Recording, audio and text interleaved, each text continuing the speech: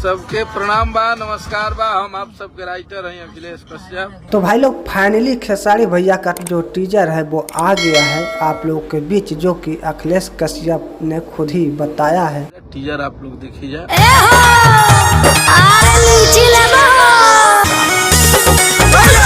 Hey y'all, come look at this.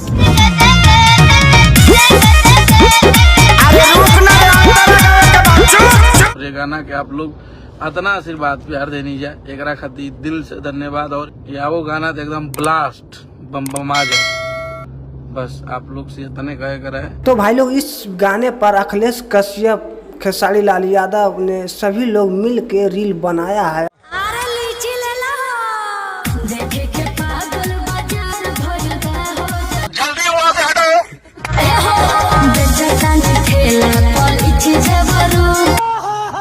तो भाई लोग इस गाने का जो ऑडियो है वो 25 लाख से ज़्यादा व्यू चला गया है, आप लोग सोच ही सकते हैं। और वीडियो अभी आना बाकी ही है। टीजर आ गया है भाई लोग, जो कि टीजर का जब तक आप लोग आनंद ले सकते हैं।